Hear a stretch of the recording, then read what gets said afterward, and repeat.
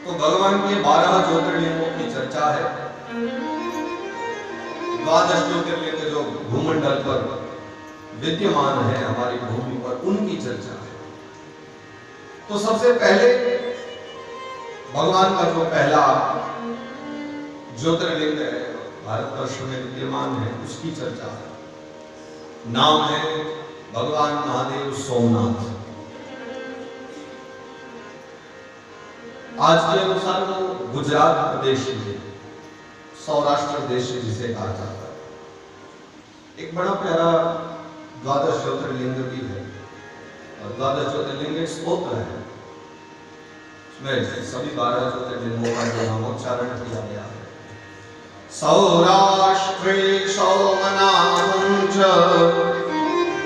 श्रीशैले मल्लिकार्जुनम् उज्जयिन्यां महाकालं ओंकारं ममलेश्वरम् परल्यां वैद्यनाथं च दाकिन्यां भीमशङ्करम् सेतुबन्धे दुरामेशं नागेशं दारुकावने वाराणस्यां तु विश्वेशं त्र्यम्बकं गौतमी तटे हिमालये तु केदारं गुष्मेशं च शिवालये एतानि ज्योतिर्लिङ्गानि सायं प्रातः पठेन् नरः।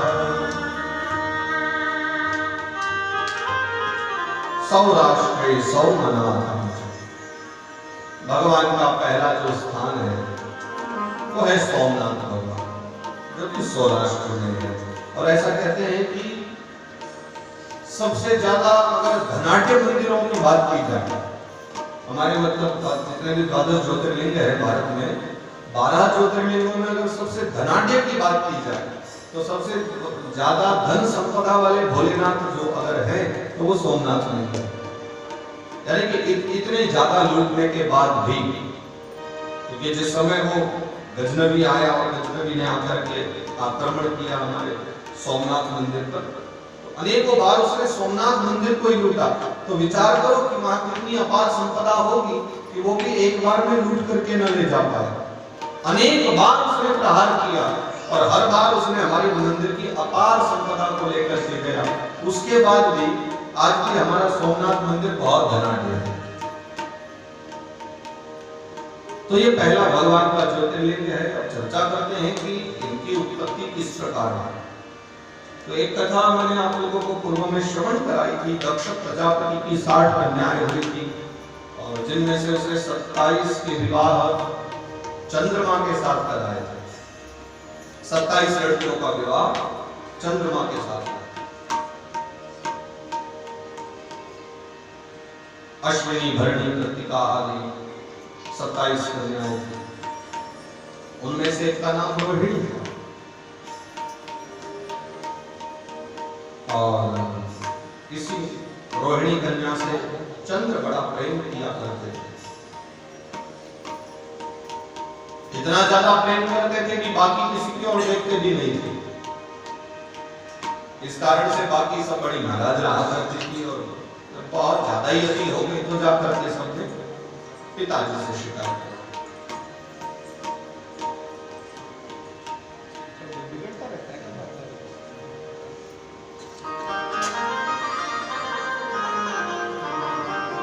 जाकर के उसने पिता से अपने शिकायत की कि आप इनको थोड़ा समझा दो, अकेले एक से ही बहुत ज्यादा प्रेम किया करते हैं। तो दक्ष प्रजापति आए और दक्ष प्रजापति ने आकर के फिर चंद्रमा को समझाया और कहा कि देखो ये धर्म के अनुरूप ये बात गलत है। हमारे घर में जितनी पत्नियां हैं तुम्हें सब में बराबर प्रेम करना चाहिए, जितने पुत्र हैं उन सब में बराबर प्रेम करना चाहिए। 27 पत्नियां हैं और तुम्हारा सारा प्रेम एक ही के प्रति है, सबका बराबर का प्रेम एक को ही देते हैं, अपराध है। चंद्रमा ने का भगवान गलती हो गई, अब आगे से ऐसा नहीं होगा, मैं ये वचन देता हूं। तो दक्ष चले गए वचन तो दे दिया, परंतु चंद्रमा ने उसका पालन नहीं किया, बिल्कुल भी ध्यान नहीं दिया। बात वैसे की वैसे बनी रही और कन्याओं ने फिर से शिकायत कर दी। तो इस बार दक्ष आए और इस बार आकर के दक्ष ने समझाया नहीं, आकर के सीधा ही उनको श्राप दे दिया कि चंद्रमा, मैंने तुम्हें पहले भी अनेकों बार समझाया है और मेरी सभी पुत्रियां तुमसे बहुत दुखी हैं। तुमने एक पुत्री के मोह में पड़ करके बाकी सभी को प्रेम करना बंद कर दिया, सबके जीवन को देखना बंद कर दिया, इसलिए हमें ये बिल्कुल अच्छा नहीं लगता है। मैं तुम्हें श्राप देता हूं कि तुम्हारा अब नित्य प्रति क्षय होने लगेगा, तुम्हारे जीवन का क्षय होने लगेगा और राज यक्ष्मा नाम के एक रोग से पीड़ित हो गए चंद्रमा। श्राप देकर के दक्ष प्रजापति चले गए और चंद्रमा को फिर नित्य प्रति घटने लगे, रोग बढ़ने लगा, पीड़ा से बहुत दुखी हो गए, शरीर नित्य प्रति चंद्रमा का घटने लगा और बहुत चिंतित दुखी होकर के चंद्रमा ने सब देवताओं को अपनी पीड़ा सुनाई। इंद्र देवता, सूर्य देवता, सबके सब दक्ष प्रजापति के पास गए तो जाकर के उनसे बहुत प्रार्थना की, आप कोई उपाय बताएं जिससे चंद्रमा ठीक हो जाए। वो प्रायश्चित कर रहे हैं और बहुत शीघ्र ही वो अपनी सभी धर्मपत्नियों से प्रेम करेंगे। उनको अकल आ गई है, कृपा करके उनको ठीक होने का उपाय बताओ। कष्ट पा लिए हैं ना, तो अब सुधर गए हैं। दक्ष प्रजापति ने तो कहा कि अगर उन्हें सच में ही प्रायश्चित हो रहा है तो उन्हें इसका प्रायश्चित सच में करना भी पड़ेगा, क्योंकि मुझे चंद्रमा की बातों पर भरोसा नहीं है। वो तो पहले भी ऐसे कह देते थे कि हाँ महाराज वचन देता, उनके वचन की कोई वैल्यू नहीं है, उनका वचन ऐसा ही है।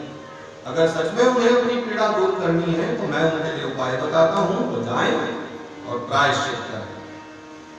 तो एक स्थान है जिसका नाम प्रभास है, प्रभास नाम की जगह है, वो प्रभास क्षेत्र में जाएं और प्रभास क्षेत्र में बैठ करके भगवान के मृत्युंजय मंत्र का 10 करोड़ बार अगर वो जाप करें तो उनके शरीर की पीड़ा कम हो सकती है, अगर महादेव चाहेंगे तो। देवताओं ने कहा यह भी ठीक है, उनके प्रायश्चित भी करना आवश्यक है। फिर देवता गए और चंद्रमा को बताया कि आपको प्रभास क्षेत्र में जाकर के भगवान भोलेनाथ के, भगवान शिव के मृत्युंजय मंत्र की 10 करोड़ बार जाप करना होगा। तो उतने जाप करने से आपका ये रोग ठीक हो जाएगा। तो उस असह्य पीड़ा को सहते हुए चंद्रमा प्रभास क्षेत्र में गए, जो कि गुजरात क्षेत्र है, गुजरात का एक क्षेत्र है प्रभास। और वहीं जाकर के चंद्रमा ने सबसे पहले भगवान भोलेनाथ की एक पिंडी का निर्माण किया, एक शिवलिंग का निर्माण किया चंद्रमा ने अपने हाथों के द्वारा। और पिंडी का निर्माण करके वहीं बैठ करके फिर चंद्रमा ने मंत्र पाठ प्रारंभ कर दिया और 10 करोड़ मृत्युंजय मंत्रों का जाप करने के बाद जब महादेव प्रकट हुए और उन्होंने कहा कि अम्मा को तुम्हें क्या चाहिए, मैं प्रसन्न हूँ चंद्र। तो फिर उन्होंने 2-3-4 वर मांगे। पहला वरदान तो यही मांगा कि भगवान मेरी बीमारी खत्म करो, इस बीमारी से बहुत पीड़ित हूँ मैं। तो भगवान भोलेनाथ ने कहा कि देखो, अगर लड़कियों के पिताजी को नाराज करोगे तो बीमारी तो फिर से हो सकती है, इसलिए पहली बात तो किसी में भेदभाव नहीं करना, सबको बराबर प्रेम करना। लेकिन दक्ष प्रजापति ने तुम्हें श्राप दिया है तो उनके श्राप को पूरी तरह तो मैं नहीं मिटाना चाहूंगा, तथापि मैं तुम्हें ये वरदान भी दे देता हूँ कि तुम्हारी जो पीड़ा है वो चली जाएगी, परंतु जो शरीर के घटने की व्यवस्था है उसको मैं कम कर देता हूँ। अब वो सदा के लिए नहीं घटेगी, वो 15 दिन तुम्हारी कलाएं घटती रहेंगी और 15 दिन बढ़ती रहेगी। तो इसलिए कृष्ण पक्ष में घटने की प्रक्रिया और शुक्ल पक्ष में 15 दिन बढ़ने की प्रक्रिया। पूर्णिमा आते आते चंद्रदेव अपने संपूर्ण रूप में आ जाते हैं, जैसे कि पहले सदा रहा करते थे। फिर कृष्ण पक्ष प्रारंभ होता है तो प्रतिपदा से लेकर के अमावस तक चंद्रमा घटते हैं और फिर अमावस आते आते तो काफी घट जाते हैं, क्षय हो जाता है। तो ये महादेव ने उनको आशीर्वाद दिया है कि वो 15 दिन बढ़ेंगे और 15 दिन घटते रहेंगे, ऐसी व्यवस्था कर दी। फिर भगवान ने पूछा और कुछ चाहिए? 10 करोड़ मंत्रों का जाप किया है, बड़ी लंबी साधना की है, और कुछ चाहिए तो मांग लो। तो सोम ने कहा कि भगवान आप मेरे मालिक हो, मैंने आपका यहाँ बहुत दिनों तक सेवा की है, पूजा की है, तो मैंने आपके जो शिवलिंग का निर्माण किया है, मैंने बालुका के द्वारा ये जो आपका स्वरूप बनाया है, अब ये सदा सदा यही विद्यमान रहे, आप भी यहीं पर निवास करो और सदा मेरे मालिक के नाम से पहचाने जाओ। यथा मेरा नाम सोम है और आप मेरे नाथ हो, अतः सोमनाथ के नाम से आप सदा सर्वदा यही प्रभास क्षेत्र में ही विराजमान रहो। ऐसी प्रार्थना सोमनाथ भगवान के लिए, चंद्रमा ने की। तो महादेव का जो सबसे पहला स्थान है 12 ज्योतिर्लिंगों में, भगवान सोमनाथ के रूप में महादेव वहां पर विराजित हुए। और आज के समय में गुजरात में भगवान महादेव सोमनाथ का मंदिर आज भी विद्यमान है। तो चंद्रमा के द्वारा बनाया हुआ, चंद्रमा के द्वारा स्थापित वो भगवान का पहला स्थान है। बोलिए सोमनाथ महादेव की जय। फिर भगवान के द्वितीय दूसरे ज्योतिर्लिंग की चर्चा है, और भगवान का ये जो दूसरा ज्योतिर्लिंग है इसका नाम है मल्लिकार्जुन। एक और कथा मैंने शिव कथा में ही आप लोगों को सुनाई थी, शायद कल ही सुनाई थी या परसों सुनाई थी, अभी आप सुनोगे तो फिर बताना कि कल सुनाई थी या परसों। भगवान के 2 बेटा हुए थे। गणेश जी को तो पार्वती मैया ने अपने महल से बनाया, परंतु शिव और पार्वती के पुत्र के रूप में कार्तिकेय का जन्म हुआ, और फिर दोनों को भगवान ने भेज दिया कि आप जाओ और पृथ्वी की परिक्रमा करके आओ। तो गणपति दादा ने तो अपने माता पिता के चक्कर काट लिए, शादी भी हो गई, बच्चे भी हो गए, सिद्ध रिद्धि सिद्धि नाम की 2 कन्याओं से विवाह किया, क्षेम और लाभ नाम के 2 बेटा हुए। और इतनी लंबी जब कथा हो गई, बेटा भी जब पैदा हो गए, उसके बाद में फिर पृथ्वी की परिक्रमा करके कार्तिकेय स्वामी पधारे। कल ही सुनाई थी क्या कथा? कल सुनाई, पता है मुझे, मैं तो देख रहा था, इनको याद है। मैं 7-8 दिन की कथा सुना रहा हूँ, कल का नहीं पता होगा। मुझे लगता है कि श्रोता लोग भी याद रखते हैं, पक्का भरोसा है कल ही सुनाई थी, नहीं परसों सुनाई हो पक्का। तो कार्तिकेय के जन्म की कथा तो याद होगी ना आपको? एक ने भी सर नहीं हिलाया, एक उठा करके पूछ लो, चिंता मत करो, ये कथा की मर्यादा है, मैं इस समय आपसे कथा सुनाने को नहीं कह सकता, इसमें बेफिक्र होकर के नहीं भी मालूम हो तो बोल दिया करो, हाँ सब याद है, कोई चिंता नहीं, झूठ नहीं बोलना, काला कौवा काटेगा, ऐसा था।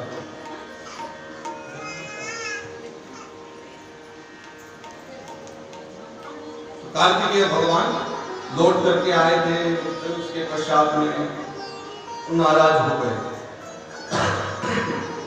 माता पिता से नाराज हो गए, आपने मेरे साथ चीटिंग की है। छोटे वाले को बाद में पैदा हुआ है, इसकी शादी भी पहले करा दी। अरे बात तो उसकी हुई थी ना कि प्रथम पूजक कौन है, श्रेष्ठ कौन है। अगर इन्हें परिक्रमा लगा भी दी थी तो ठीक है, उनको बोल देते कि भाई गणपति दादा तुम सर्वश्रेष्ठ हो, शादी कराने की क्या जरूरत थी, कम से कम हमारी प्रतीक्षा कर लेनी चाहिए थी। तो नाराज होकर के कार्तिकेय भगवान वहां से क्रौंच पर्वत पर चले गए। ये जो क्रौंच पर्वत है ये कैलाश पर्वत से बहुत दूर है, कैलाश हमारा ये इधर कोने में रहा, तो क्रौंच पर्वत को उधर दक्षिण भारत में रहा जाता है। दक्षिण भारत में क्रौंच पर्वत पर विराजमान कार्तिकेय स्वामी जो नाराज होकर के बैठे थे, वहां पर शिव और पार्वती का आगमन हुआ। भाई बेटा नाराज हो गया है तो इसका मतलब ये थोड़ी ना कि छोड़ ही देंगे बेटे, मनाएंगे तो जा करके। तो माता पिता दोनों मनाने के लिए आए हैं। शिव और पार्वती दोनों क्रौंच पर्वत पर आते हैं। श्रीशैल नाम का एक पर्वत है दक्षिण भारत में, क्रौंच पर्वत भी कहते हैं उसको। वहां पर दोनों का आगमन हुआ है और आकर के दोनों ने फिर अपने पुत्र को समझाया, लेकिन बेटा का तो दिमाग इतना फिरा हुआ था, इतने क्रोध में थे बाबा तो, कि उन्होंने वो स्थान भी छोड़ दिया और वहां से 12 कोस आगे चले गए। और इसलिए श्रीशैलम नामक स्थान से और 12 कोस आगे, यानी कि 36 किलोमीटर आगे एक और स्थान है जहां पर कार्तिकेय स्वामी का मंदिर है। और वो जो क्रौंच पर्वत पर, श्रीशैल पर्वत पर जहां पहले बैठे हुए थे बाबा जी, वहां पर शिव और पार्वती दोनों बैठ गए। तो फिर उन्होंने विचार किया कि अब बेटा तो चला गया यहाँ से भी, परंतु नाराज होकर के कितने दिन तो यहीं रहेंगे ना, तो एक काम करते हैं कि अब हम माता और पिता हम दोनों भी यहीं इसी स्थान पर रहेंगे, तो छोड़ करके स्थान पर नहीं जाएंगे। तो इसलिए भगवान भोलेनाथ पार्वती के साथ वहां बैठे हैं, इसलिए उस स्थान को मल्लिकार्जुन कहा जाता है। मल्लिका का अर्थ होता है मां पार्वती और अर्जुन नाम है भगवान शिव का। तो दोनों मिलकर के वहां बैठे हुए हैं, इस कारण से उस स्थान को मल्लिकार्जुन कहा गया है। तो भगवान का जो दूसरा स्थान है, दूसरा जो ज्योतिर्लिंग है हमारे भारतवर्ष में, मल्लिकार्जुन। सौराष्ट्रे शौभनाथं च श्रीशैले मल्लिकार्जुन। तो श्रीशैल पर्वत पर मल्लिकार्जुन है, बहुत दिव्य धाम है। हमें भी सौभाग्य मिला है कि वहां जाकर के हमने भी दर्शन किए हैं। और प्राचीन काल का बना हुआ बहुत सुंदर आज भी भगवान का मंदिर है। फिर तीसरा आता है उज्जैन्यम महाकालम। उज्जैनी का जो सबसे प्रसिद्ध है अवंतिका नगरी में भगवान महाकाल जहां विराजते हैं, और इनकी कथा भी बड़ी अद्भुत है। अवंतिका नगरी में पूर्व काल में एक ब्राह्मण रहा करते थे, बहुत सदाचारी, भगवान शिव के परम भक्त ब्राह्मण। इनके 4 बेटा हुए और चारों के चारों ही परम शिव भक्त, भगवान शिव के इतने परम भक्त थे कि कोई इनसे आकर के चाहे कितना भी कहे, लेकिन कभी भी ना तो शिव पूजा छोड़ते थे, ना कभी शिव के विरोध में कभी कुछ सुन सकते थे। बहुत ही परम भक्त थे। तो कथा है कि उन दिनों एक महान असुर का जन्म हुआ। उस असुर ने चारों ओर बहुत काई मचाई, बहुत विपदा आन पड़ी थी, चारों ओर लोग बहुत परेशान थे। और एक बार तो उसने समय देखा, मौका लगा, और उसको लगा कि चलो आज अवंतिका नगरी की ओर चलते हैं। तो ये जिस नगर में जाता था उस नगर के लोगों को बहुत दुखी करता था, लोगों को मार देता था। जो भजन पूजा पाठ करते हैं उनको तो सबसे पहले मारता था। तो अवंतिका नगरी में भी उस असुर का आगमन हुआ और उस भयंकर असुर को देख करके सारी जनता इधर से उधर भागने लगी, चिंतित हो गई, परेशान होने लगी कि अब हमारी रक्षा कौन करे। सब एक दूसरे से रक्षार्थ भाग रहे हैं कि कहीं कोई असुर के हाथों में न आ जाए। सबने इन 4 भाइयों से भी कहा कि आप भी चलिए यहाँ से, वो असुर आ रहा है। लेकिन 4 भाइयों ने मना कर दिया और कहा कि अब तो महादेव हमारी रक्षा करेंगे, हम भजन नहीं त्याग सकते। अब अगर हमारी भक्ति सच्ची है तो महादेव पधारेंगे और इसका वध करेंगे, इसको भगवान हर लेंगे, इसको मार डालेंगे। ये विचार करके वहीं पर वो चारों भाई आंख बंद करके बैठ गए, ध्यान प्रभु में लगा दिया। बाहर क्या चल रहा है उसकी कोई ज्ञान नहीं। और वो चारों ब्राह्मण कुमार आंख बंद करके भगवान शिव को याद कर रहे। उसी क्षण वो असुर वहां आया और उसने आकर के जब उनको देखा तो क्रोध में भर करके वो उनको मारने के लिए दौड़ पड़ा। परंतु जैसे ही वो निकट पहुंचा, ब्राह्मण कुमार तो खड़े नहीं हुए, आंखें बंद करके बैठे रहे। उन्हें तो खबर ही नहीं कि बाहर क्या चल रहा। तो महादेव ने विचारा कि अब अपने भक्तों की अगर रक्षा करनी है तो इस काल को मारने के लिए मुझे महाकाल बनना पड़ेगा। वो भी भयंकर असुर था काल के रूप में। बस जैसे ही वो निकट आया और कुछ ही पल की दूरी बची थी ब्राह्मण कुमारों से असुर की, हाथ में भयंकर अस्त्र लेकर प्रयोग करने लगा। उसी क्षण भगवान शिव ने महाकाल के रूप में वो वहीं पर प्रकट हुए, जो पिंडी बना करके जो जो शिवलिंग उन 4 ब्राह्मण कुमारों ने बना करके अपने बीच में रखा हुआ था। ऐसी कथा आती है शिव महापुराण में कि वो शिवलिंग बीच में से फट गया, बीच में गड्ढा हो गया शिवलिंग से, और उसी गड्ढे में से भगवान ने महाकाल स्वरूप प्रकट किया, उस असुर का वध कर दिया।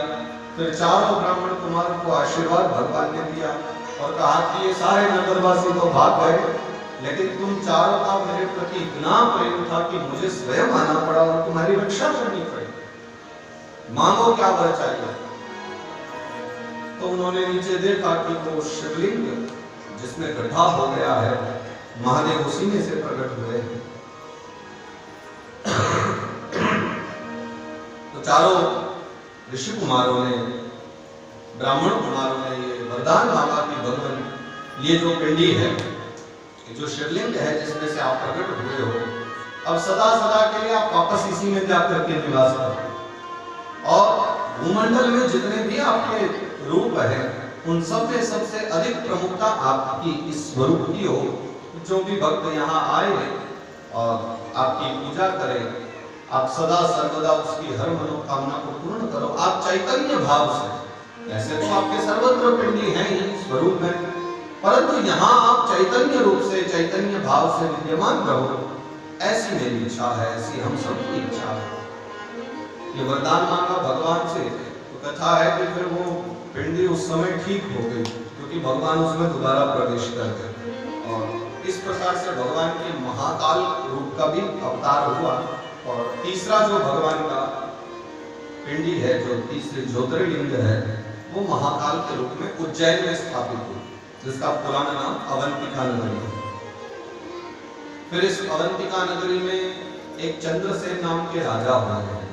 महाकाल की महिमा भी बताते हुए शिव महापुराण में कथा आई है कि अवंतिका नगरी के राजा हुए जिनका नाम चंद्रसेन हुआ। तो ऐसी कथा है कि चंद्रसेन भगवान भोलेनाथ के भक्त थे, महाकाल के भक्त थे, और वो भी सदा जो महाकाल भगवान है अवंतिका नगरी में उनकी सेवा पूजा किया करते थे। तो ऐसी कथा है कि जब भगवान राजा पूजा किया करते थे, तो उस समय जो सभासद लोग हुआ करते थे या जो भी नगर के लोग थे, कोई भी राजा को पूजा करते हुए देख सकते थे मंदिर में, ऐसी व्यवस्था की हुई थी। तो अवंतिका नगरी में एक ग्वालिन रहा करते थे।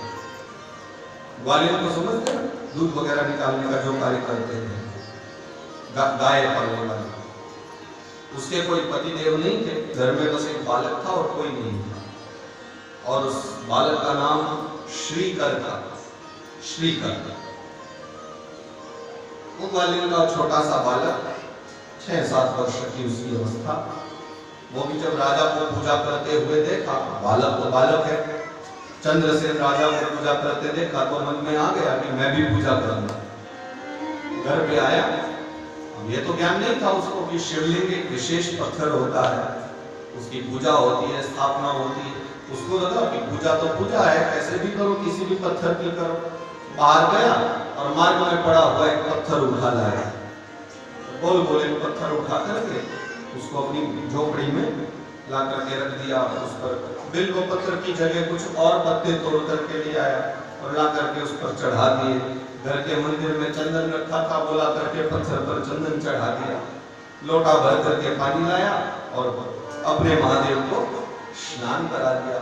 वस्तु की तो कमी है, लेकिन भाव पूरा पूरा है, शिव के प्रति भाव पूरा था, महादेव प्रसन्न।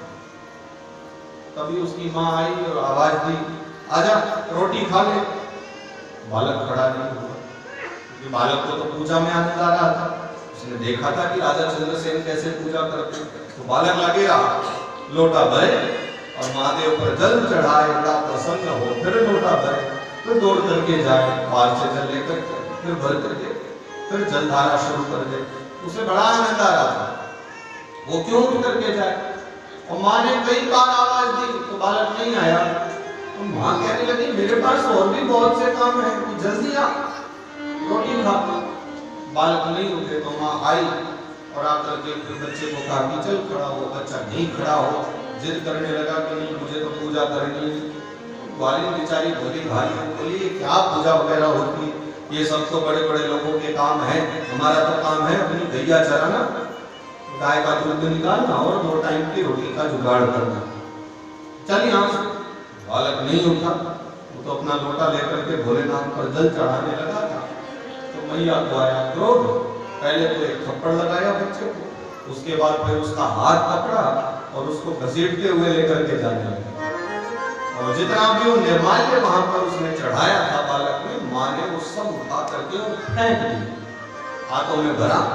तो साथ में शंकर जी भी हाथ में आ गए, पत्ते भी आ गए, और उसके बाद जो भी तो हाथ में था सब माँ ने फेंक दिया घर के चारों ओर। कहीं शंकर जी एक कोने में गए, पत्ते एक और गए, और सब निर्माल्य फैल गया। बालक रोने लगा, चिल्लाने लगा, माँ बिल्कुल नहीं मानी। माँ ने तो उसका हाथ पकड़ा और उसको घसीटते हुए लेकर के जाने लगी।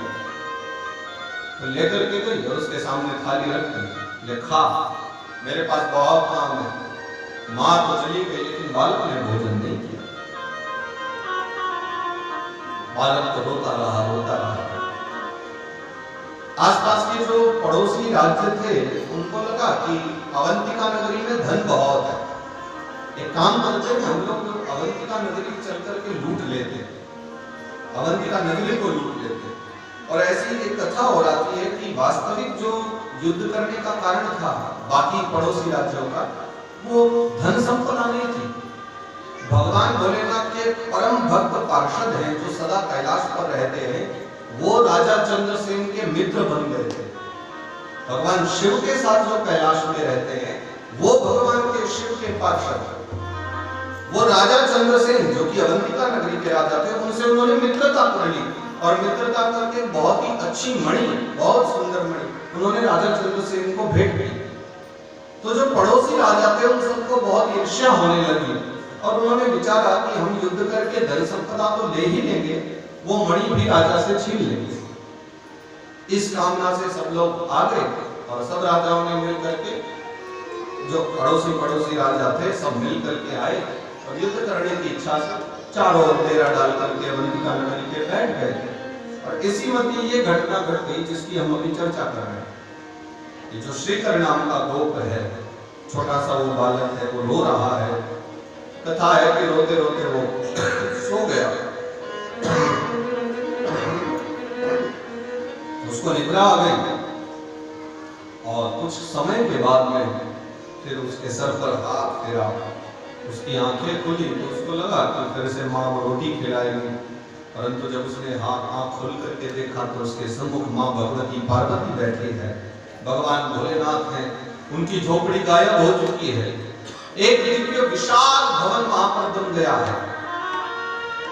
एक विशाल भवन में एक दिव्य पलंग बिछा हुआ है जिस पर उसकी मां सो रही है, जिसने कुछ देर पहले उसकी पिटाई की थी। और उसी भवन के मध्य में एक बहुत विशाल 4 खंभों वाला एक शिव मंदिर बना है और शिव मंदिर के मध्य में एक भगवान शिव की विशाल मूर्ति बनी हुई है, एक शिवलिंग बना है विशाल। बालक ने जब इतना सब देखा तो उसकी तो आंखें चमकने लगी, ये सब कहां से आया? तो महादेव ने उसे आशीर्वाद देकर के कहा कि ये सब मेरी कृपा है, आज से तुम इसका ग्रहण करो।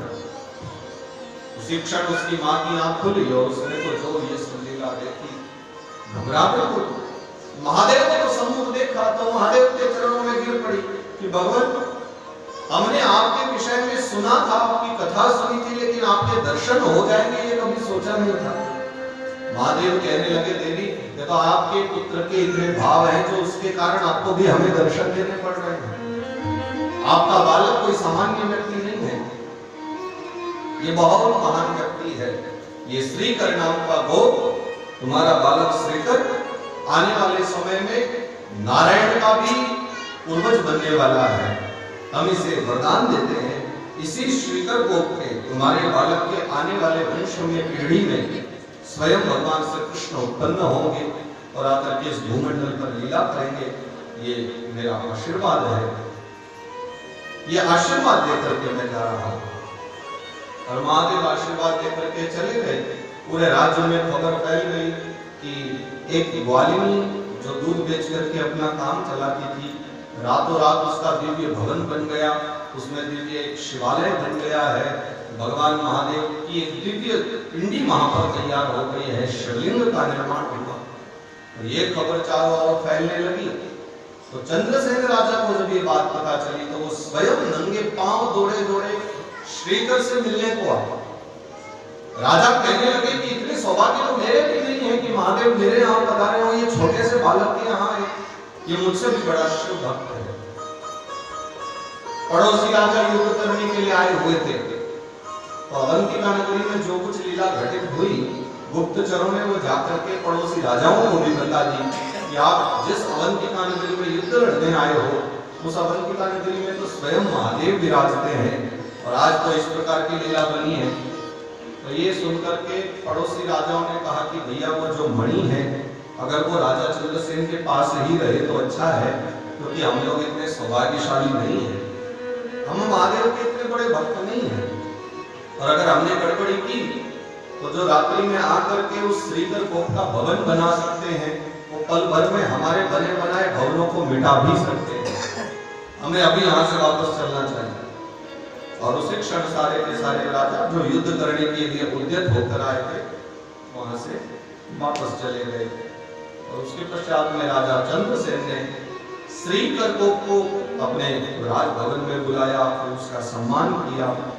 तो वहां से नित्य प्रति श्रीकर गोप और राजा चंद्रसेन ये दोनों ही नित्य प्रातः मिलकर के नित्य महाकाल भगवान का पूजन करने लगे। तो शतरुद्र संहिता में,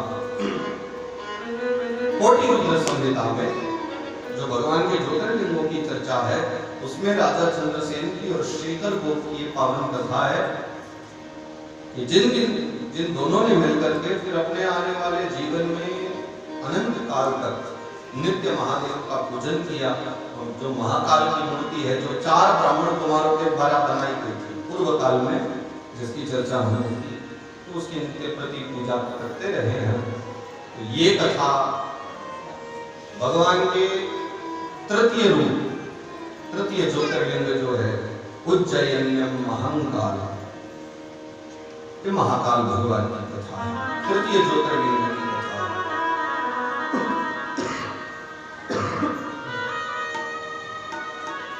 फिर आती है चौथी, ओंकारम ममलेश्वरम।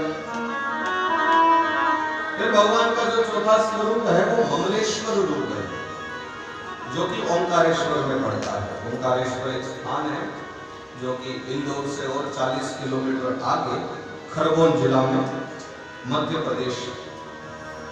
आप लोग कुछ गए भी होंगे जिन्होंने अगर दर्शन किए हों ज्योतिर्लिंगों के। ओंकारेश्वर भगवान है, और वहाँ अकेले नहीं है, वहाँ पर 2 स्वरूप है भगवान के। नर्मदा नदी के किनारे एक और ममलेश्वर है और एक और ओंकारेश्वर भगवान। तो इस प्रकार का वहाँ मंदिर है, तो उनकी भी बड़ी अद्भुत लीला है। एक और कथा मैंने सुनाई थी विंध्य पर्वत की। नारद बाबा ने आकर के विंध्य पर्वत से जब कहा कि सुमेरु तो आपसे भी बड़े हैं, सुमेरु की महिमा तो आपसे भी कहीं ज्यादा है, तो अहंकारी विंध्य ने विचारा कि नहीं, ये नहीं हो सकता। अगर ऐसा कुछ है तो आज के बाद नहीं होगा, क्योंकि मैं जा रहा हूं और मैं जाकर के भगवान से ऐसा कुछ प्राप्त करूंगा कि भगवान मुझे सबसे बड़ा बना दे, विंध्य पर्वत। तो कथा है कि यहाँ पर फिर भगवान विंध्य ने भगवान की एक मूर्ति बनाई ओंकार क्षेत्र में आकर के, और भगवान की पिंडी का निर्माण किया, शिव पिंडी का निर्माण। महादेव का भजन किया। तो महादेव ने विचारा कि अब ये वैसे तो अहंकारी है, परंतु फिर भी भक्त है, तो जो मांगेगा सो तो देना ही है। तो भगवान ने इसको बड़ा स्वरूप तो प्रदान कर दिया, परंतु इसके द्वारा बनाई गई जो महापिंडी थी, कथा है कि भगवान ने उसके 2 भाग कर दिए थे। वहां पर जो पिंडी बनाई गई है शिवलिंग की, वो एक ही के 2 भाग किए गए हैं, इसमें वो अलग अलग नहीं है। ओंकारेश्वर ममलेश्वर जो नर्मदा नदी के किनारे हैं, उनके 2 भाग किए हैं। तो एक को उस पार और एक को इस पार स्थापना की गई, और दोनों ही भगवान के ओंकारेश्वर और ममलेश्वर दोनों को ही बराबर मान्यता प्राप्त है, और दोनों को ही कहा जाता है कि ये 12 ज्योतिर्लिंगों में आते हैं, परंतु एक नाम से ही आते हैं, अलग अलग इनकी गिनती नहीं की जाती। तो वैसे उनको परमेश्वर भी कहा जाता है, या कहीं कहीं अमलेश्वर भी कहा जाता है। एक तो ओंकारेश्वर है ही, परंतु दूसरा जो भाग है भगवान शिव के शिवलिंग का, उसको अम्ल कहा जाता है, अमलेश्वर भगवान या ममलेश्वर भगवान भी उनको कहीं कहीं कथा के अनुरूप गाया जाता है। तो विंध्य पर्वत पर भगवान ने कृपा करने के लिए उसका निर्माण किया। तो ये चौथा भगवान का स्वरूप है ओंकारम ममलेश्वरम। हिमालय तु केदारम। पांचवा भगवान शिव का जो पांचवा स्थान है, पांचवा जो ज्योतिर्लिंग है, वो है केदारनाथ के रूप में भगवान केदारनाथ। 12 ज्योतिर्लिंगों में भी इनकी चर्चा है, और जो हमारे पहाड़ों के जो 4 धाम हैं, बद्री, केदार, गंगोत्री, यमुनोत्री, तो उन चारों में भी इनकी गणना जाती है। तो ये कथा है कि पहाड़ों में ऊपर हिमालय में एक दिव्य धाम है जिसका नाम है बद्रिकाश्रम, बद्रीनाथ जिसे कहते हैं। और वहीं बद्रीनाथ में 2 पर्वत भी हैं, नर और नारायण के रूप में, जहां स्वयं भगवान नारायण नर और नारायण के रूप में विराजते हैं, तप करते हैं। तो जिस समय भगवान नर और नारायण ने तप करते हुए एक बार महादेव की साधना की, और भगवान महादेव जब प्रकट हुए और उनसे वर मांगने को कहा, तो उन्होंने कहा कि जिस प्रकार से हम यहाँ वर्षों से बैठे हैं, विराजित हैं नर और नारायण के रूप में, आप भी अपना एक स्वरूप हमारे निकट ही कहीं यहाँ विराजित करें और आप सदा सदा यहीं रहें। तो नर और नारायण ने अपने हाथों से फिर एक शिवलिंग का निर्माण किया और उसको वहीं हिमालय क्षेत्र में पहाड़ों में विराजित कर दिया। तो नर नारायण के द्वारा जिस पिंडी का निर्माण हुआ, जिस शिवलिंग का निर्माण हुआ, उसका नाम केदार हुआ, केदारनाथ।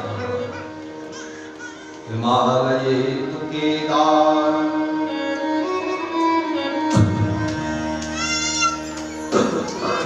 तो भगवान केदारनाथ के नाम से प्रसिद्ध हुए।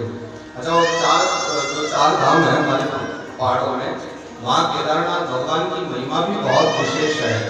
इन पूरे 12 ज्योतिर्लिंगों में विशेष महिमा रखता है केदारनाथ। उसका भी कारण यही है क्योंकि भगवान नारायण ने अपने हाथों से उस शिवलिंग का निर्माण किया है। तो नारायण के हाथों के द्वारा बनाए जाने के कारण उसकी महिमा और ज्यादा बढ़ जाती है कि जब स्वयं नारायण ने बनाया हो, जब नारायण ने इनकी रचना की हो, निर्माण किया हो, तो स्वाभाविक है कि इनकी महिमा बाकी से तो इनसे कहीं ज्यादा हो। तो इसलिए केदारनाथ महादेव की बहुत महिमा वहां कही गई है। तो 5वां जो भगवान का स्थान है, ज्योतिर्लिंग है, वो केदारनाथ है। इसके पश्चात एक स्थान भगवान का छठा जो आता है, उसका नाम है भीमाशंकर। भीमाशंकर भगवान भोलेनाथ, ये भी बड़ी कथा अद्भुत है।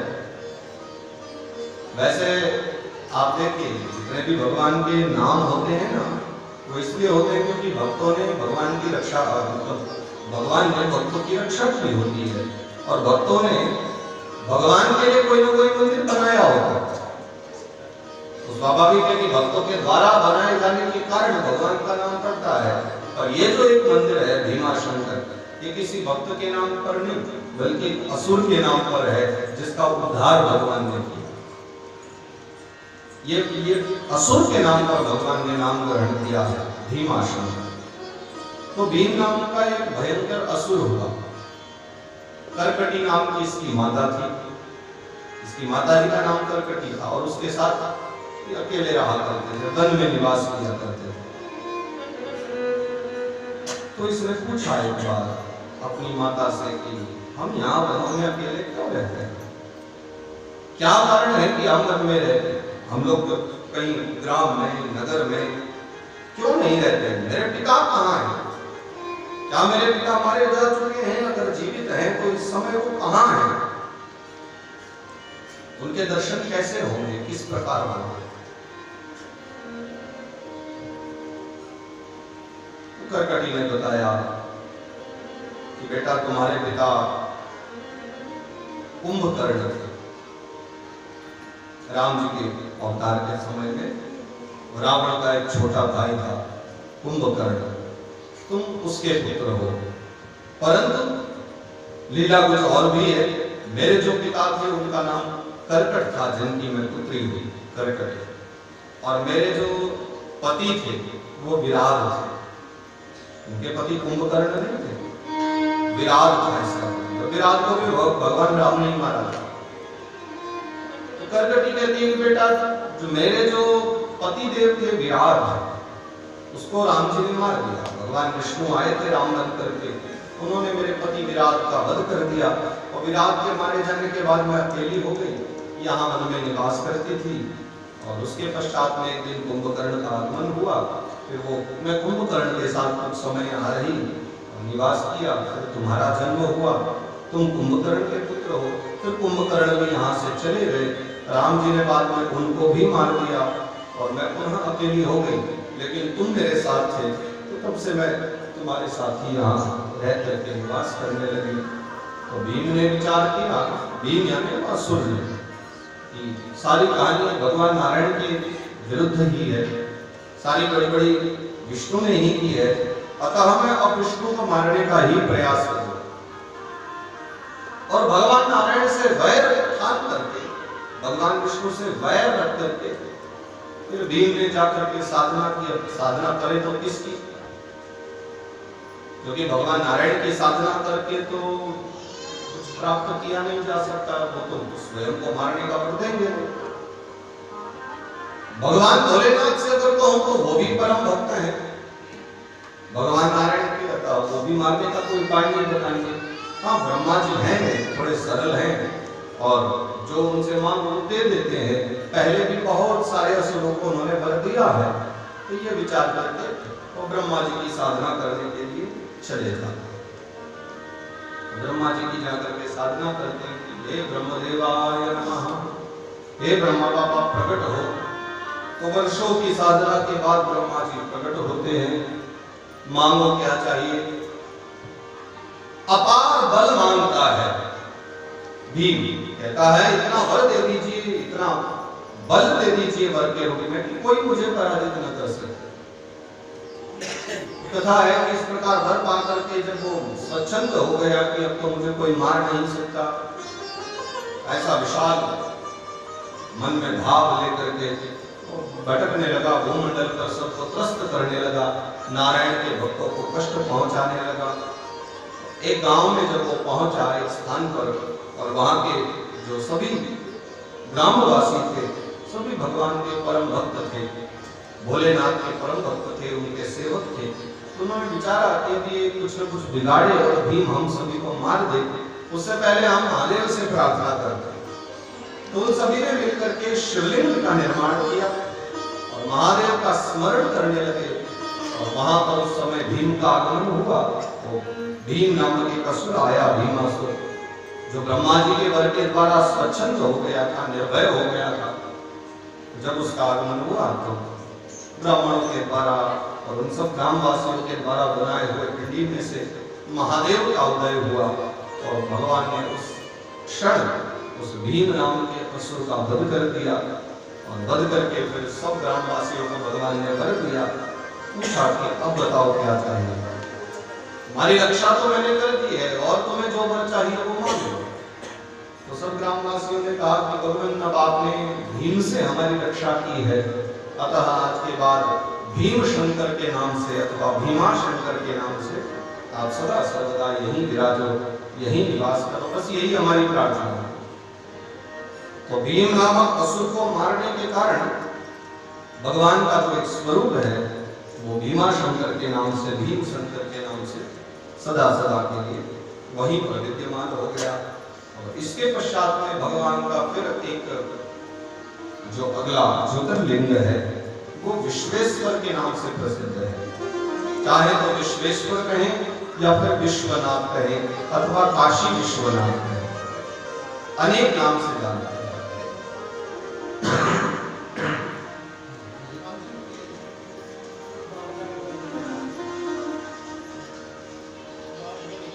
इस संसार की जब उत्पत्ति हुई थी,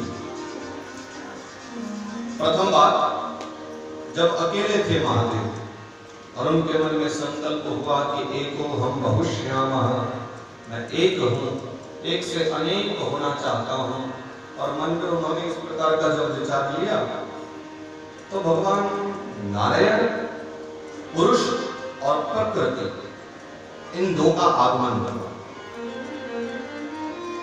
तो चर्चा है कि जिस समय में सर्वप्रथम भगवान भोलेनाथ ने पुरुष और प्रकृति को जन्म दिया, या ये कहे कि पुरुष और प्रकृति जो सोए हुए थे वो माया का आश्रय लेकर के जब दोनों खड़े हुए, उन दोनों ने सबसे पहले भगवान शिव की एक लिंग का निर्माण करके, शिवलिंग निर्माण करके आराधना की।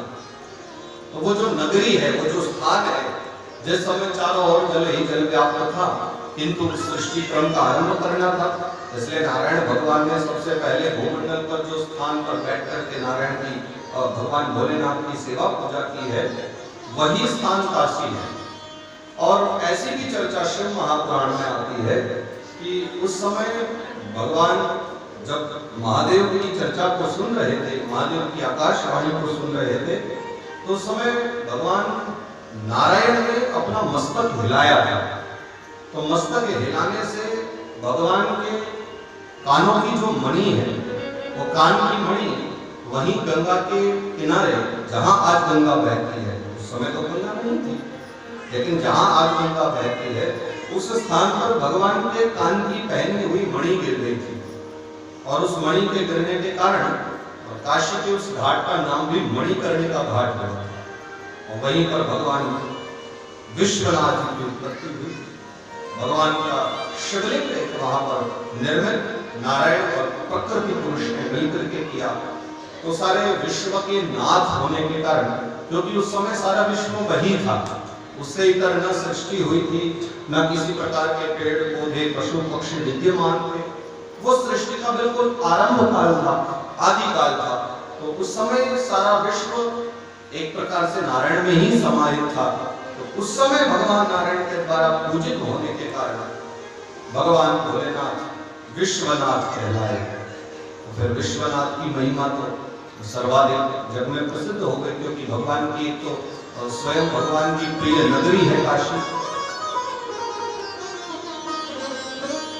हर हर महादेव शंभो, आया कहते हैं ना, काशी विश्वनाथ गंगे, हर हर महादेव शंभो, काशी विश्वनाथ गंगे, हर हर महादेव शंभो, काशी विश्वनाथ गंगे, हर हर महादेव शंभो, काशी विश्वनाथ गंगे, काशी विश्वनाथ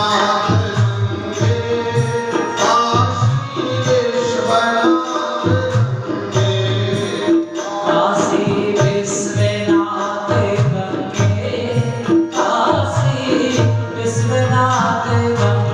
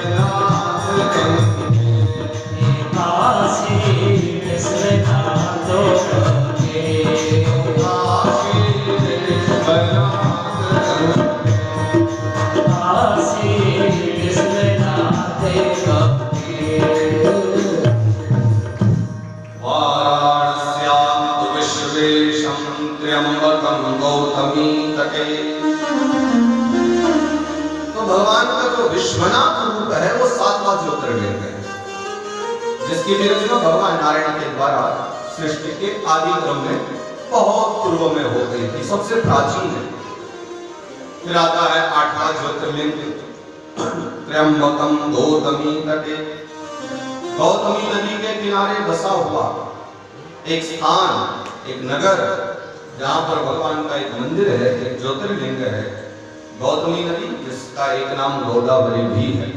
गौतमी के नाम से कम ही प्रचलित है, पुराणों में तो गौतमी शब्द का ही प्रयोग है, लेकिन आम जनभाषा में हम लोग गोदावरी के नाम से ही कहते हैं। और गोदावरी नदी के तट पर बसा हुआ एक शहर जिसका नाम नासिक है, वहीं पर भगवान का एक मंदिर है, एक ज्योतिर्लिंग है, जिसे त्र्यंबक कहा जाता है, त्र्यंबकेश्वर भगवान भी है। ये भगवान का 8वां ज्योतिर्लिंग है। इस ज्योतिर्लिंग की उत्पत्ति की चर्चा करते हैं तो शिव कथा में वर्णन आता है, एक ऋषि हुए हैं जिनका नाम गौतम हुआ है, और ये नदी भी उन्हीं के नाम से है, गौतमी या गोदावरी जो भी कहें। गौतम ऋषि का आश्रम है, जिनकी धर्मपत्नी थी, जिनका नाम अहिल्या था। और राम कथा में अहिल्या का उद्धार की जो कथा थी वहां से बड़ी प्रसिद्ध है, वो आपने सुना भी होगा। तो ये कथा उस समय की है जब भयंकर अकाल पड़ा था। अकाल का तात्पर्य वर्षा नहीं हुई, वर्षों तक वर्षा नहीं हुई।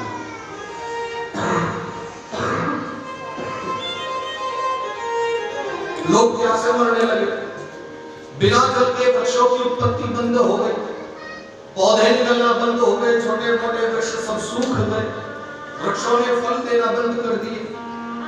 चारों ओर अकाल पड़ने लगा तो ऋषि मुनि मानव सब के सब अपने अपने बाल बच्चों को लेकर, परिवार को लेकर के यात्राओं पर निकल गए। कहीं जल की खोज हो जाए ये विचार करके सब दूर दूर प्रदेशों में चले गए। उस स्थान का सबने त्याग कर दिया।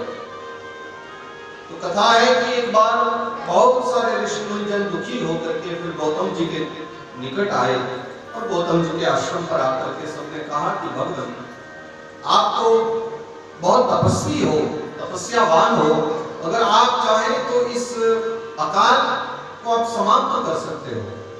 आप अपने तपोबल के प्रभाव से हमें जल दीजिए, आप जल की व्यवस्था कीजिए। तो गौतम जी ने कहा कि ठीक है, आप लोग थोड़ी प्रतीक्षा करो, मैं कुछ प्रयास करता हूं। और उसी क्षण से ही गौतम जी ने साधना प्रारंभ कर दी और वरुण देवता का ध्यान किया। बड़े दिन साधना करने के बाद में वरुण देवता प्रकट हुए और मांगा कि बताइए क्या चाहिए। तो गौतम ऋषि ने मांगा कि मेरे जितने भी ये परिवार है, ऋषि मुनिगण है, समाज है, ये सब का सब बहुत दुखी है, सब प्यास से मर रहे हैं, भूख से मर रहे हैं, रोज रोज हजारों की संख्या में मृत्यु हो रही है, मुझसे ये सब देखा नहीं जाता है। आप जल की व्यवस्था करो, वर्षा कर दो, वर्षा के हो जाने से सब ठीक हो जाएगा। तो वरुण देवता ने असमर्थता जता दी वर्षा करने में, और वरुण देव कहने लगे अगर मैंने वर्षा कर दी तो ये इंद्र का अपमान होगा, क्योंकि वर्षा करना तो इंद्र का कार्य है। हाँ, जल का सारा कार्यभार मेरे पास है, जल का रखरखाव करना मेरा काम, मैं वरुण हूँ, मैं जल का देवता हूँ, लेकिन मेरा काम जल बांटना नहीं है। जल की सप्लाई का काम तो इंद्र देवता करते हैं, मेरा काम है खाली जल उनको देना, बाकी कहाँ कितना बांटना है ये डिपार्टमेंट उनका है, ये मैं नहीं देखा पड़ता। लेकिन अगर बात आप ये करो कि आपको जल की आवश्यकता, मैं आपको जल दे सकता हूँ, वर्षा नहीं कर सकता। तो गौतम ऋषि कहने लगे हमें वर्षा ही करवा के क्या करना है, हमें तो जल की आवश्यकता है, खेती बाड़ी भी करनी है तो अपने आप कर लेंगे, वृक्षों में जल देना है अपने आप दे देंगे, बस आप जल दे दो, जल की व्यवस्था कर। तो वरुण जी ने कहा कि ठीक है, भी गड्ढा खोदिए, मैं आपको कभी ना खत्म होने वाले जल की प्राप्ति करा दूंगा। तो शिव कथा में वर्णन आता है कि गौतम ऋषि ने एक हाथ का गड्ढा खोदा और एक हाथ का काफी बड़ा चौड़ा गड्ढा खोद करके फिर वरुण देवता से कहा कि इसमें आप जल भर दीजिए। तो वरुण देवता ने उस गड्ढे को जल से भर दिया। तो एक कथा ये भी आती है कि वो जो जल है वो मात्र पीने योग्य जल नहीं था, बल्कि वो ऐसा जल वरुण देवता ने दिया था कि उस काल में अकाल मृत्यु के कारण जो लोग बहुत सारी व्याधियों से पीड़ित थे, अनेक प्रकार की जो बीमारियां जिनको लग गई थी, उस जल में स्नान कर लेने से वो व्याधियां भी समाप्त हो जाया करती थी। तो सब और खबर भिजवा दी गौतम ऋषि ने, बोले जल की व्यवस्था हो गई है, कभी ना खत्म होने वाला जल मिल गया है, अब आप सब आ जाओ वापस। तो सारे ब्राह्मण गण, ऋषि गण, मुनि गण अपने अपने परिकर को लेकर के सब गौतम ऋषि के यहाँ पधारे। विशाल जंगल था, उसी जंगल में सबने अपना अपना बसेरा बसा लिया और नित्य सबको जल मिल जाता, बढ़िया व्यवस्था चल रही थी, सब ठीक ठाक एकदम चल रहा था। कथा है उसी समय एक दिन जल भरने के लिए गौतम ऋषि की पत्नी अहल्या आई। और जब वो जल भरने लगी, उसी समय बाकी ऋषि पत्नियां भी आ गई। तो अहल्या जी ने कहा कि देखो मेरे पति देव आने वाले हैं गौतम ऋषि, मुझे जल्दी जल लेकर के जाना है, कृपा करके मुझे जल भर लेने दो। बाकी ऋषि की जो पत्नियां थी उन्होंने कहा देखा इनके पति देव ने ये गड्ढा बनाया है ना, इस चक्कर में अभी हमें जबरदस्ती इनको जल देना पड़ेगा, अन्यथा पहली बारी तो हमारी थी, हम तो कितनी देर से यहाँ जल लेने को आई हुई हैं। और बस बहुत छोटी सी बात पर ऐसी बहस हो गई कि सब ऋषि पत्नियों का मन उनकी ओर से बिगड़ गया। गौतम जी की पत्नी अहल्या ने कहा कि अरे बहन क्या सोचना, जरा सा जल की तो बात है, आप लोग ले लो, लेकिन मन में खिन्नता न लाओ।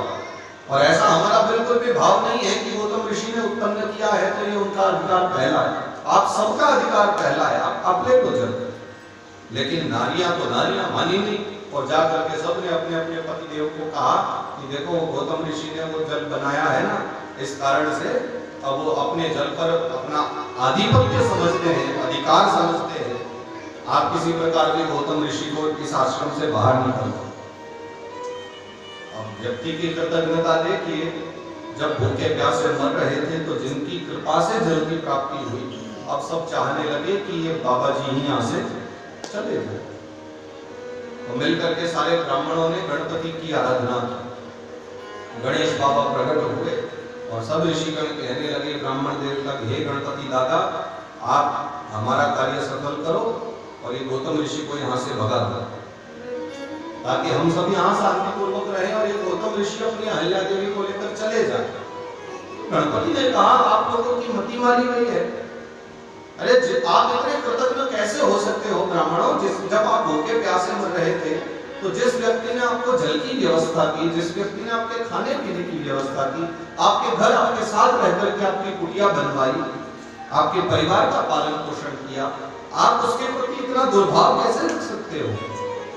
ब्राह्मणों ने नहीं मानी और कहा कि नहीं भगवान आपको हमारी सुननी पड़ेगी, और गौतम ऋषि को यहाँ से निकाल दिया। तो भक्तवश होकर के, क्योंकि देखो देवताओं का तो सीधा सा कार्य है, आप जो मांगोगे उनको देना पड़ेगा।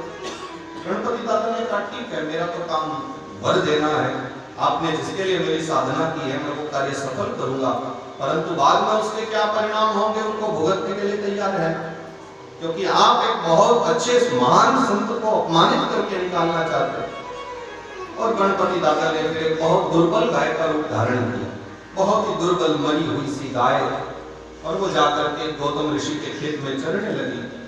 तो गौतम ऋषि ने देखा कि गाय मेरे खेत को नष्ट कर देगी, ये विचार करके वो बड़े सहज हृदय सरल हृदय महात्मा ने अपने हाथों में जौ के 4-5 बालियां उठा ली, बहुत हल्की हल्की सी जो बालियां रहती हैं, उन्होंने अपने हाथ में वो 4-5 बाली उठा करके और गाय के निकट जाकर के उसको थोड़ा गाय को कहा कि चल बाहर निकल यहाँ से, और जैसे उन्होंने हाथ लगाया वो गाय उसी क्षण मर गई, गिर पड़ी, क्योंकि वास्तविकता में वो गाय नहीं थी, वो गणपति दादा थे, जो कि उन ब्राह्मणों की इच्छा पूर्ण करने के लिए एक दुर्बल गाय बन करके आए थे। और जैसे ही ऋषि का हाथ लगा, गौतम ऋषि का स्पर्श पाते ही वो उसी क्षण वहां पर गिर पड़े और मृत्यु को प्राप्त हो गई वो गाय, जिसे देख करके सारे ब्राह्मण हल्ला मचाने लगे कि गौतम ऋषि तो गौ हत्यारे हैं, इनको अभी इसी क्षण यहाँ से जाना होगा। गौतम ऋषि ने कहा कि भाई ब्राह्मणों, मैंने तो ऐसा कोई अपराध किया नहीं, वो तो बहुत निर्बल गाय थी, मृत्यु का समय होगा उसका, मैंने तो बस जौ के हल्के से बाली से उसको स्पर्श कराया था, मैंने तो मारा भी नहीं उसे।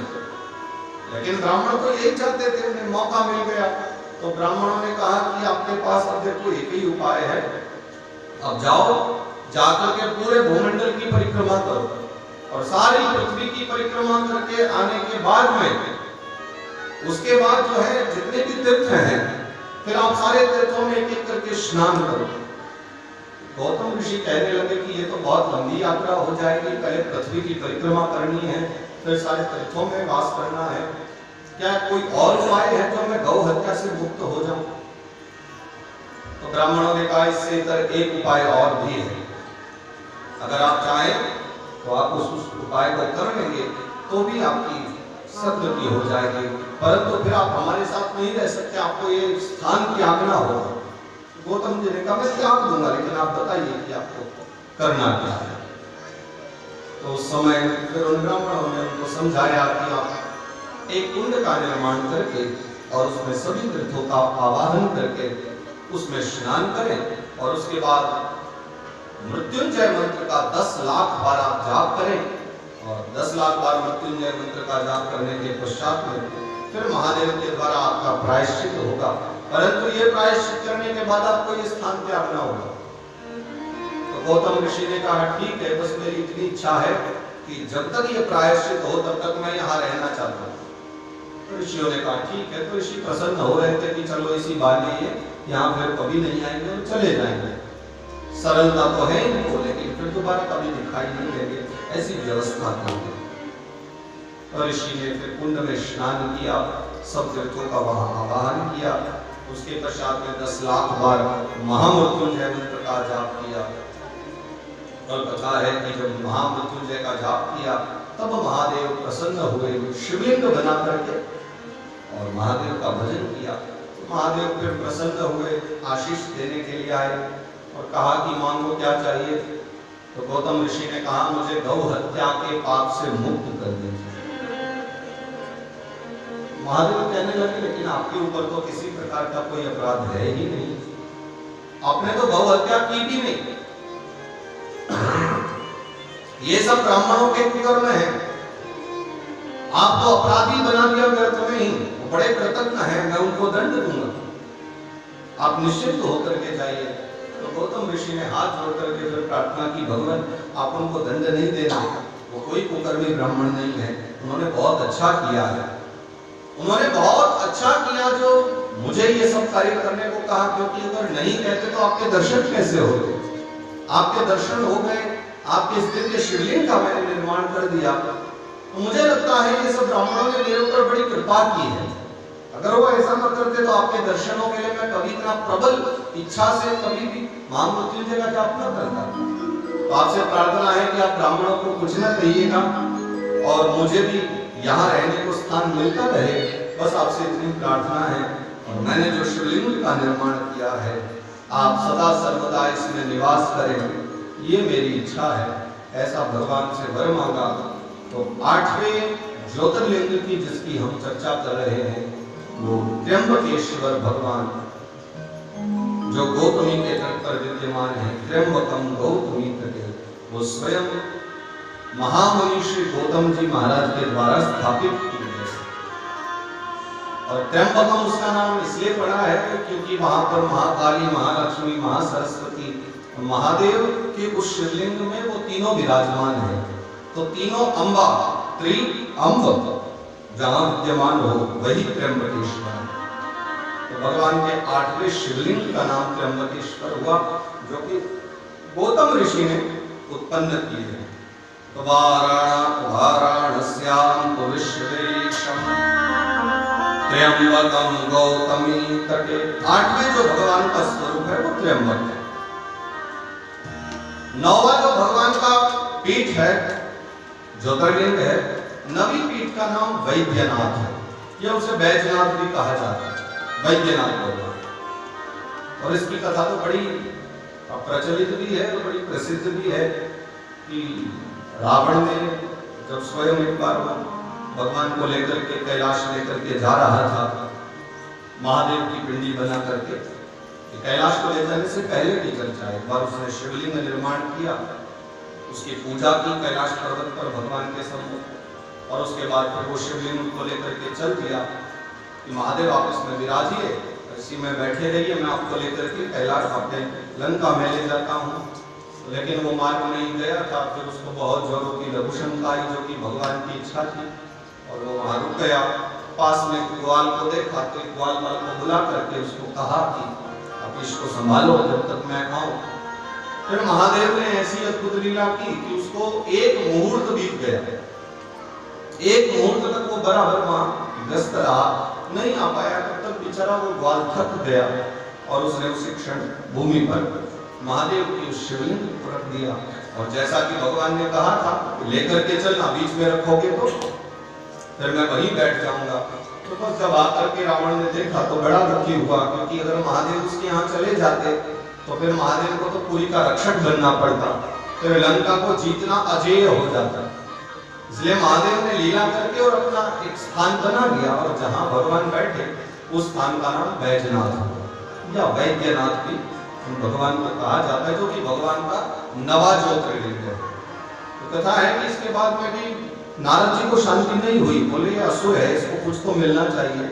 तो नारद बाबा ने जाकर के फिर उसको भड़काया, बोले तुमने वैद्यनाथ भगवान का निर्माण किया है, तुमने शिवलिंग को लेकर के आए थे, तुम बड़े प्रभावशाली हो, अरे तुम चाहो तो कैलाश को भी उठा सकते हो। रावण को लगा सच में, बोले जाकर के देख लो, एक बार करके देखो।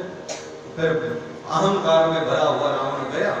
तो ये वैद्यनाथ की कथा के बाद की चर्चा है कि उसने जाकर के फिर पूरे कैलाश को अपने हाथों पर उठा लिया।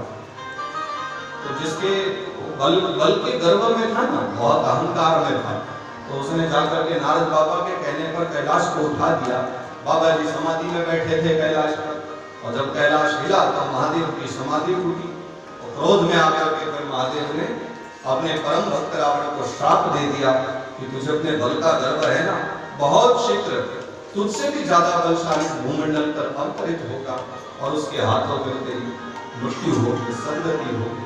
ऐसा महादेव ने उसको श्राप दिया अपने ही भक्त को। तो नवा जो भगवान का स्वरूप है, परल्याम वैद्यनाथ परली नाम की जगह है जहाँ पर वैद्यनाथ भगवान, डाकिन्याम भीमशंकर। इसके पश्चात में भगवान का एक नागेश्वर रूप है, दारुका बने।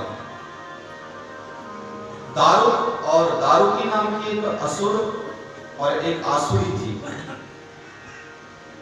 तो कथा है कि इन्होंने पूरा स्थान ले जाकर के समुद्र के मध्य में बिठा दिया था। बहुत बड़ा जंगल था, उस जंगल में दारुक और दारुकी नाम के पति पत्नी जो राक्षस थे, सब संतों को पीड़ा दिया करते थे, उनको खा जाया करते थे पकड़ के।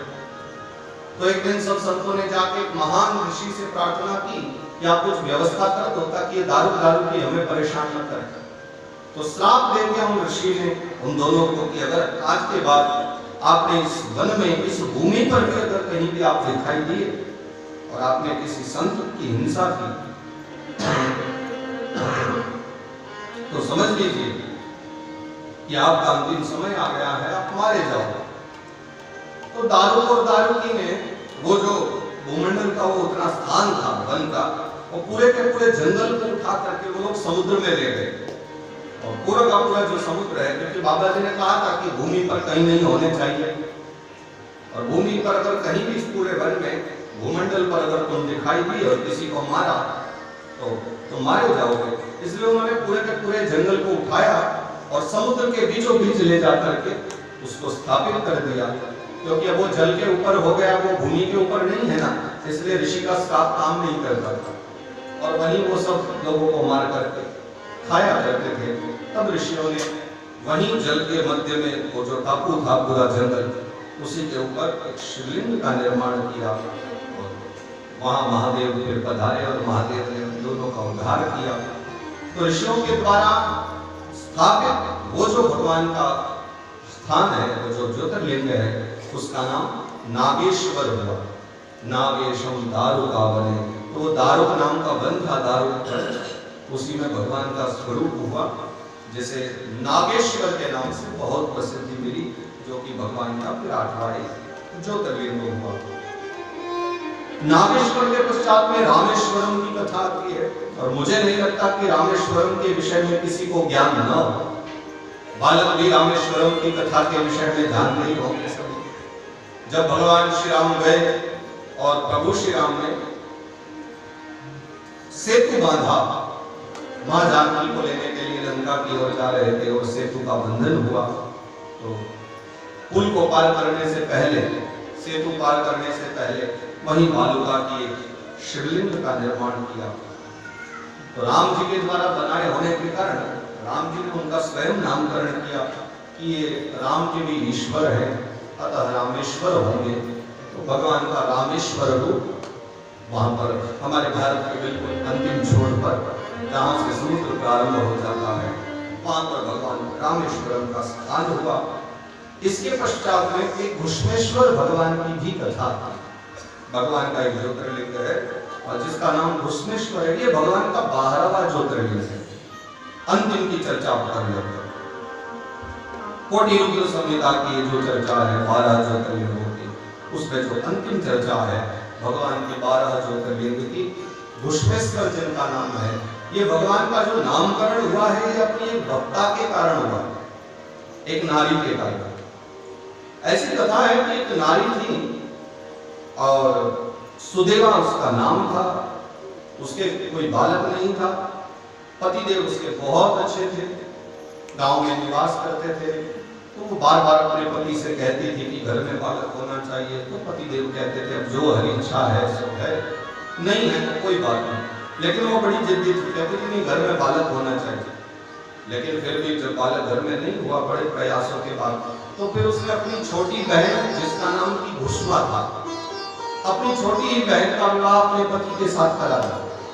पतिदेव ने बड़ा मना किया कि ऐसे काम मत करो, अभी तो तुम्हें अच्छा लग रहा है, लेकिन कल को तुम्हारी बहन के बालक होगा, फिर तुम्हारे हृदय में उसके प्रति भावना न जाने क्या उत्पन्न हो जाए, ईर्ष्या होने लग जाए। लेकिन वो नहीं मानी और उसने अपनी बहन भुष्मा का विवाह अपने पति के साथ करा दिया। समय बीता और फिर भुष्मा के यहाँ पर एक बालक का जन्म हुआ और बालक जैसे जैसे बड़ा होने लगा, अब धीरे धीरे इसके मन में सच में ही थोड़ा सा वैर, थोड़ी ईर्ष्या उत्पन्न होने लगी। तो देखो इसके बालक भी हो गया, अब तो इन्हीं की पूछ हो रही है, घर में इनका इतना नाम है। हालांकि कोई भेदभाव नहीं करता था, लेकिन उसके अपने मन की एक भावना थी, उसको ये बात अच्छी नहीं लगती थी। उसको लगता था कि ये बालक नहीं होना चाहिए था। तो कथा है कि वो भुष्मा जो थी वो भगवान भोलेनाथ की बड़ी परम भक्त थी और ये जो भक्ति उसको मिली थी ये भी अपनी बहन के कारण मिली थी। जिसके बेटा नहीं हुआ था, तो जिस समय उसने भुष्मा का विवाह अपने पति के साथ कराया, उसी क्षण उससे कह दिया था कि आज से नित्य प्रति महादेव की पूजा किया था।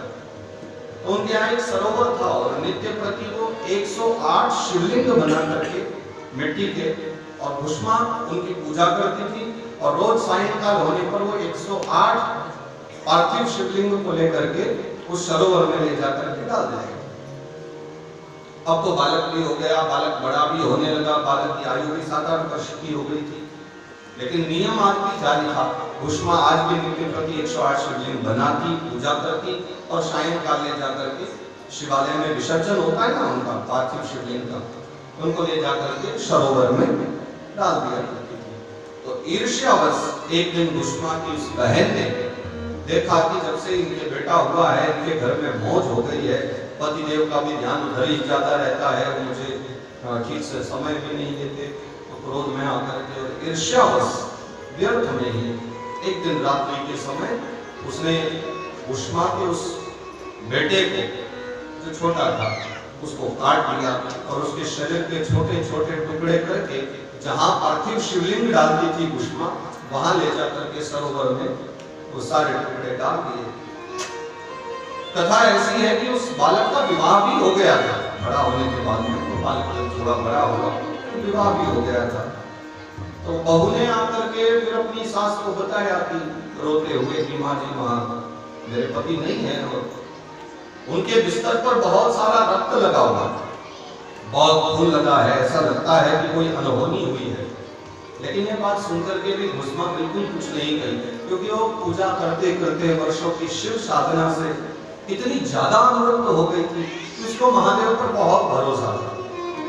और भुष्मा ने कहा कि नहीं कुछ नहीं होगा, अगर महादेव की जो इच्छा है वही होगा। और उसके मन में किसी प्रकार का कोई भाव नहीं आया। और कथा है कि नित्य की भांति उसने सुबह उठ करके पूजा की, 108 शिवलिंग बनाए और फिर ले जाकर के संध्या काल होने पर जब उसने वो शिवलिंग ले जाकर के वहां फेंक दिए, उसमें चढ़ा दिए सरोवर में, तो कथा है कि उसी समय उसको अपना वो बेटा जो उसकी बहन ने काट करके उसके टुकड़े फेंके थे, उसको वही सरोवर के किनारे दिखाई दिया। तब भी उसके हृदय में न शोक हुआ न मोह हुआ, क्योंकि वो इन सबसे बहुत ऊपर जा चुकी थी। लेकिन शिव पर पूरा भरोसा था, तो उसने बालक को वहां से लिया और फिर चली आई घर पर। तो उसे देख करके भुष्मा की बहन को बड़ा प्रायश्चित हुआ, उसके मन में जो पाप था वो मिटने लगा। उसने साक्षात भगवान शिव की महिमा को देख लिया था, तो उसने क्षमा याचना करने के लिए फिर भुष्मा से प्रार्थना की, जब तुम एक दिव्य शिवलिंग का निर्माण करो और मैं तुम्हारे साथ मिलकर के भगवान शिव की पूजा करूंगी। मैंने जो अपराध किया है उसका मार्जन करने के लिए मैं भी शिव की पूजा करूंगी, तुम शिवलिंग का निर्माण करो। तो भुष्मा ने वहीं सरोवर के किनारे जहां नित्य पार्थिव पूजन किया करते थे, दिव्य शिवलिंग का निर्माण किया और उस विशाल शिवलिंग का निर्माण करके उसका नाम घुष्मेश्वर रखा गया, क्योंकि भुष्मा के द्वारा बनाए गए थे। इस कारण से महादेव के उस 12वें ज्योतिर्लिंग का नाम घुष्मेश्वर या कहीं कहीं कृष्णेश्वर भगवान भी ऐसा नाम उनका उच्चारण किया जाता है। फिर उसके बाद सबने उनका पूजन किया, महादेव की साधना की है। तो शिव महापुराण के कोटि रुद्र संहिता में, जो कि चौथी संहिता है विद्येश्वर संहिता, उसके बाद रुद्र संहिता, फिर शतरुद्र संहिता और चौथी जो संहिता है कोटि रुद्र संहिता, उसकी चर्चा करते हुए भगवान के 12 ज्योतिर्लिंगों की चर्चा की गई है। इसको कोटि रुद्र संहिता को भी यहाँ पर हम विश्राम लेते हैं।